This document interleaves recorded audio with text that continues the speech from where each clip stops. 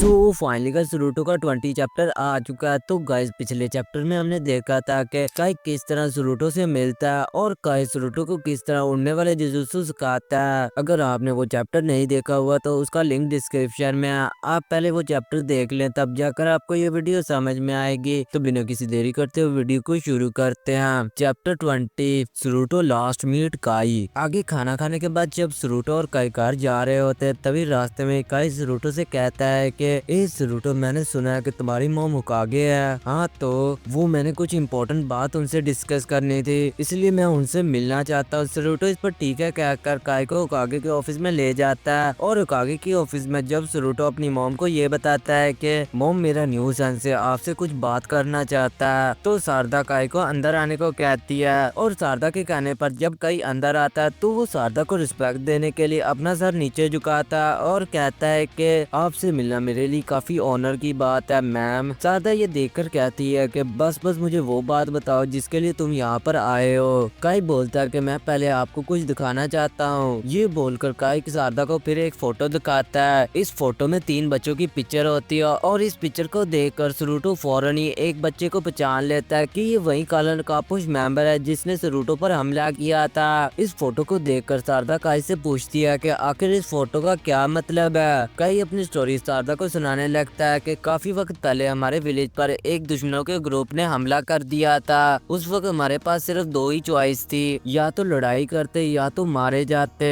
हम तीनों दोस्तों ने मिलकर सभी दुश्मनों को काफी अच्छी टक्कर दी, मगर दुश्मनों के अटैक में हमारा एक दोस्त मारा गया। अपने दोस्त को अपनी आंखों के सामने मरता देखकर मेरा दूसरा दोस्त ये बर्दाश्त नहीं कर पाता और वो वहाँ से जाने लगता है और जाते वक्त कहता है कि ये विलेज अब डिस्ट्रॉय हो चुका है, इसलिए अब मेरा यहाँ से जाने का वक्त आ गया है। मैंने इसे रोकने की बहुत कोशिश की और कहा कि हम इस विलेज को फिर से बनाएंगे, लेकिन मेरा वो दोस्त मेरी एक आंख पर कुनाई मारकर वहाँ से जाते वक्त कहता है कि वॉर और डिस्ट्रक्शन में हमेशा चीजें डिस्ट्रॉय होती हैं, मगर मैं एक दिन इस वर्ल्ड में पीस जरूर लेकर आऊंगा। ये कहकर वो काला नकाबपोश वहाँ से चला जाता है। काई की ये स्टोरी सुनकर शारदा इससे पूछती है कि अब बताओ कि तुम क्या चाहते हो। काई कहता है कि मैं अकेले उन्हें नहीं संभाल सकता, इसलिए मुझे कुछ कोनवा के लोग चाहिए जो मेरी मदद कर सके। शारदा ये सुनकर कहती है कि मैं इतनी जल्दी कोई भी डिसीजन नहीं ले सकती हूँ, इसलिए मुझे कुछ वक्त सोचने का चाहिए। काई ये सुनकर वहाँ से जाने लगता है और कहता है कि ठीक है, मैं आपके डिसीजन का इंतजार करूंगा।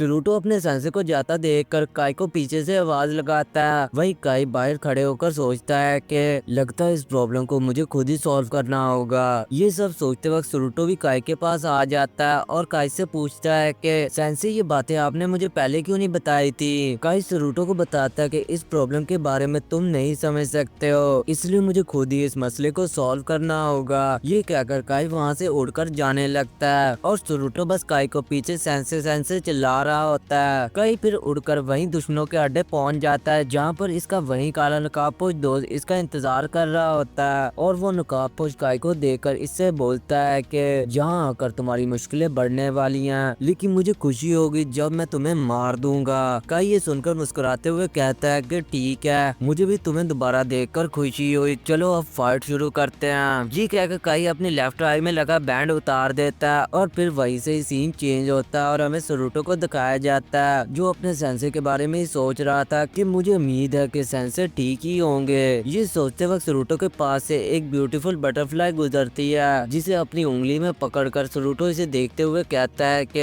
इसकी पर तो सेंसे की आंखों जैसे हैं। ये बोलकर फिर वो बटरफ्लाई नारुतो की फिंगर से उड़कर चली जाती है। वहीं दूसरी तरफ वो काला नकाबपोश मेंबर काई को मार देता है और यहीं पर ये चैप्टर खत्म हो जाता है। तो गाइस, अगर आपको ये चैप्टर अच्छा लगा तो इसे लाइक करें और अगर आपको इसका अगला चैप्टर चाहिए तो कमेंट करें, मैं जल्दी वो लेकर आऊंगा। Good bye.